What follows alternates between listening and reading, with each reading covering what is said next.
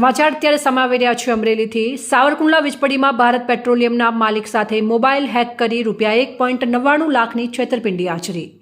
RTO ચલણ નામની file open કરાવીને ભારત પેટ્રોલિયમના માલિકના ખાતામાંથી રકમ ઉપાડી લીધી।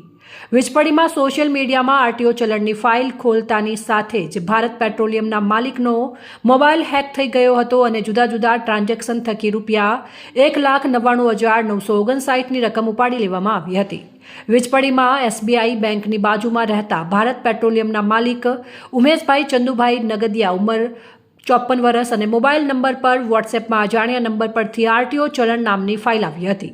ઉમેશ નગદિયાએ આ ફાઇલ ઓપન કરવાની સાથે જ તેનો મોબાઈલ ફોન હેક થઈ ગયો હતો, જે બાદ કોઈ અજાણ્યા શખ્સ દ્વારા તેના બેંક ખાતામાંથી જુદા જુદા ટ્રાન્ઝેક્શન કરી નાણાં ઉપાડી લીધા હતા। અંતે ઉમેશભાઈ નગદિયા સાથે ₹1,99,959ની ઠગાઈ થઈ હોવાનું માલુમ પડતા તેણે સાવરકુંડલા રૂરલ પોલીસ મથકમાં અજાણ્યા શખ્સ સામે ગુનો નોંધાવ્યો હતો, જેના આધારે પીઆઈ પીએલ ચૌધરીએ વધુ આગળની ધોરણસરની તપાસ ચલાવી રહ્યા છે। રિપોર્ટર સંજય વાઘેલા, અમરેલી।